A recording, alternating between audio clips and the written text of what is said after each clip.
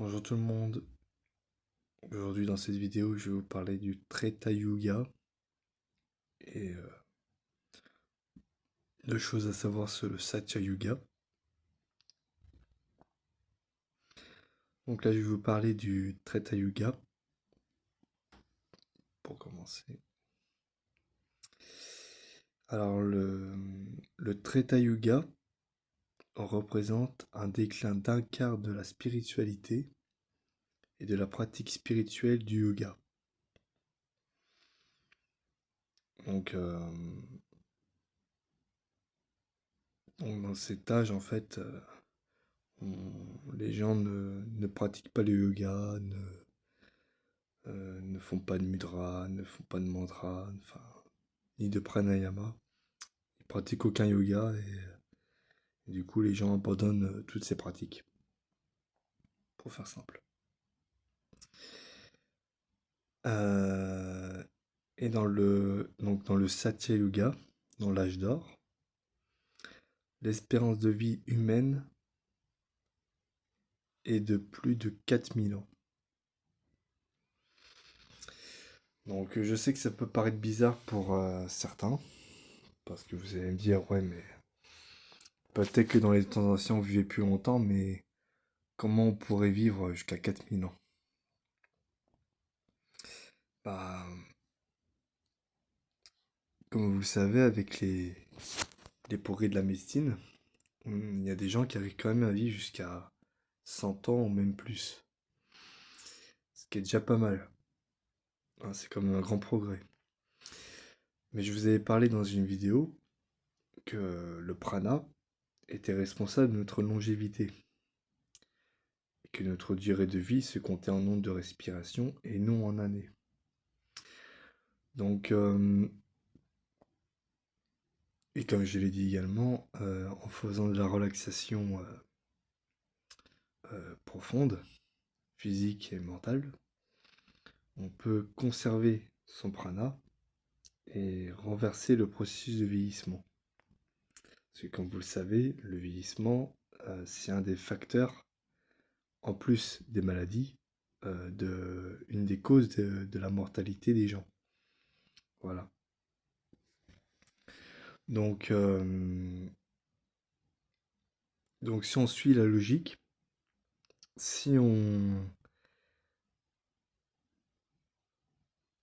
si on régénère avec le prana euh, l'organisme et qu'on renverse le processus de vieillissement, ça signifie, dans la logique des choses, que le système immunitaire est beaucoup plus résistant, il retrouve ses fonctions, euh, les organes, les cellules retrouvent également leurs fonctions, leur activité.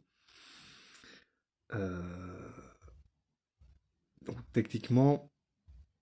euh, techniquement quand on se régénère, on est censé rajeunir. Parce que pour ceux qui ne savent pas, je vais quand même mettre une parenthèse. Euh, le vieillissement, c'est est dû à la dégénérescence cellulaire.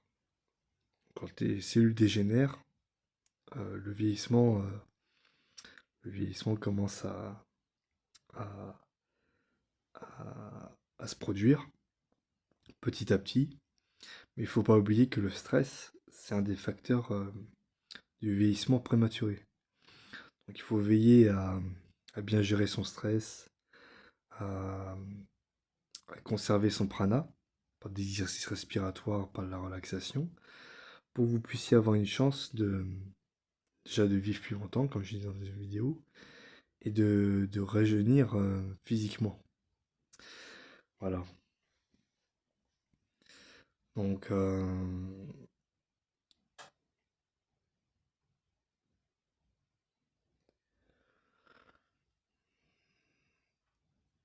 donc après, c'est une longue évolution.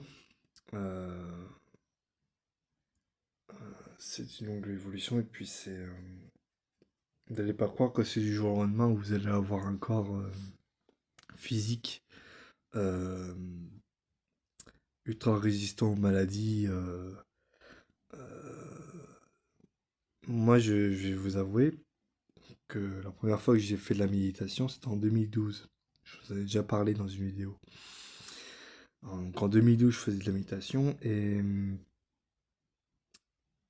il m'a fallu plusieurs années de pratique de méditation, d'exercice de respiration et tout, pour que mon système immunitaire soit très résistant aux maladies. Euh, je vous l'ai pas dit, mais quand il y a eu la période de Covid, d'ailleurs qui est toujours là, hein, le Covid est toujours là malheureusement, il faut que vous sachiez que je ne l'ai pas chopé une seule fois. C'est pas une blague. Donc, et alors qu'il y a plusieurs membres de ma famille ou des amis à moi qui l'ont eu, qui étaient pas, qui étaient pas très loin du lieu où j'étais, et malgré qu'il l'ait eu, moi j'ai fait des tests de Covid et je ne l'ai pas chopé une seule fois. Donc voilà. Euh, mais bon, je tiens à vous avouer par contre aussi que je faisais des exercices respiratoires pour saturer mon corps physique d'énergie pranique pour me protéger des maladies. Parce que je le faisais en cas où.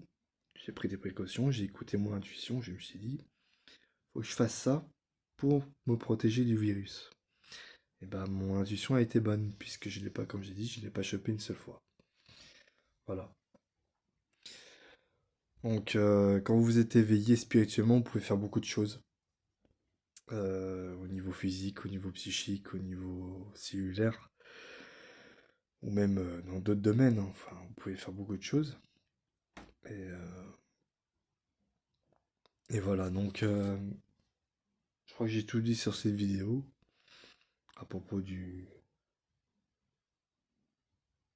l'espérance de vie humaine au cours du Treta Yoga et du Satya Yoga.